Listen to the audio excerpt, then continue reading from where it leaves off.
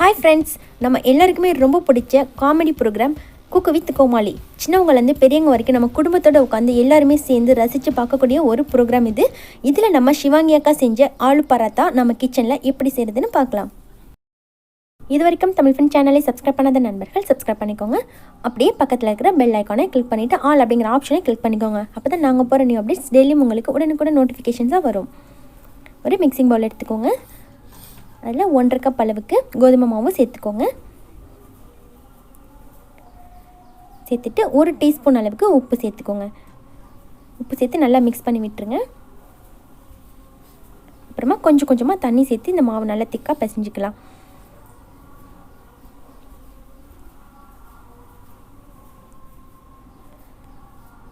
சிவாங்கி அக்கா செய்யும்போது ரொம்ப காமெடியாக ஃபன் பண்ணிகிட்டே ரொம்ப ஜாலியாக செய்வாங்க.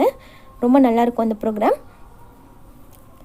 இப்போ மாவு வந்து நல்லா திக்காக பிசைஞ்சிக்கோங்க.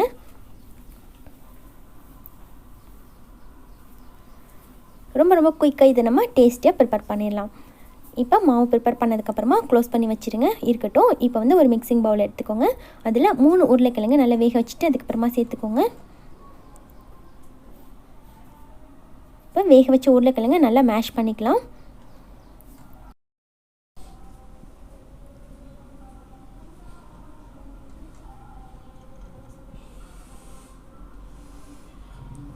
இப்போ உருளைக்கிழங்கு நல்லா மேஷ் பண்ணிக்கோங்க. இப்போ இது கூட ஒரு பெரிய வெங்காயத்தை நல்லா பொடியாக கட் பண்ணிவிட்டு சேர்த்துக்கோங்க. அப்புறமா 1 டீஸ்பூன் அளவுக்கு ஜீரகம், 1 டீஸ்பூன் உப்பு, கூடவே 1 டீஸ்பூன் அளவுக்கு மிளகாய்த்தூள்,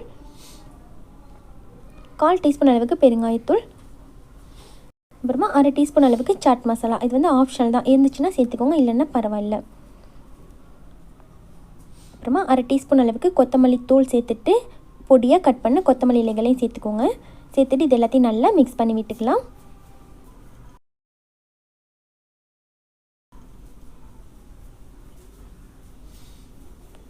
சாட் மசாலா இல்லை அப்படின்னா அதுக்கு பதிலாக நீங்கள் கொஞ்சம் போல் எலுமிச்சை சாறு சேர்த்துக்கிட்டிங்கனாலும் நல்லாயிருக்கும் டேஸ்ட்டு. இது போல் நல்லா மிக்ஸ் பண்ணிவிட்டு ஒரு பெரிய பால் சைஸ் எடுத்து பால் பண்ணிக்கோங்க. ஸ்டஃபிங் வந்து ரெடி ஆயிடுச்சுங்க, இருக்கட்டும். இப்போ மாவை நம்ம பார்க்கலாம். இப்போ நம்ம பிசைஞ்சு வச்ச மாவை ஒரு தடவை நல்லா அழுத்தி பிசைஞ்சிக்கோங்க. 2-3 நிமிஷம் போல் மாவு நல்லா அழுத்தி பிசைஞ்சிட்டிங்கன்னா ரொம்ப ரொம்ப சாஃப்டாக வந்துடும். இப்போ மாவு ப்ரிப்பேர் பண்ணதுக்கப்புறமா ஒரு பெரிய பால் சைஸ் எடுத்துக்கோங்க. மாவு டஸ்ட் பண்ணிவிட்டு இதை வந்து நம்ம லைட்டாக அழுத்தி விட்டுக்கலாம்.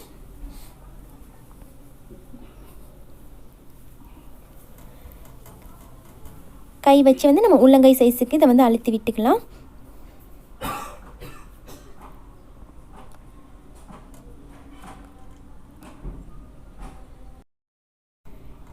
இது போல் அழுத்தினதுக்கப்புறமா நம்ம ரெடி பண்ணி வச்சுருக்க ஸ்டஃபிங் பாலை உள்ளார சேர்த்துக்கலாங்க.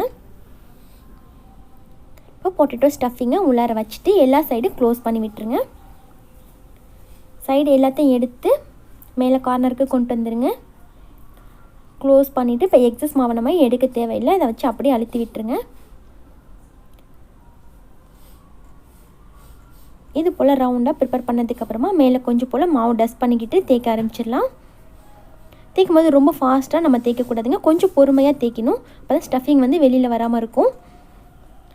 நம்ம நார்மலாக சப்பாத்தி தேய்க்கிறத விட கொஞ்சம் பொறுமையாக தேய்ச்சோம் அப்படின்னாலே சூப்பராக வந்துடும்.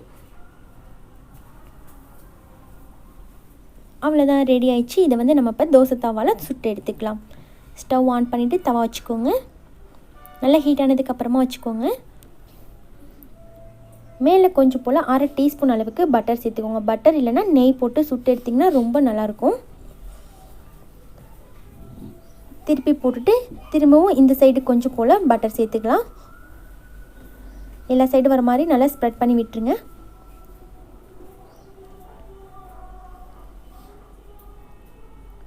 நல்லா வெந்து ஃப்ளஃபியாக வரும் பாருங்கள்.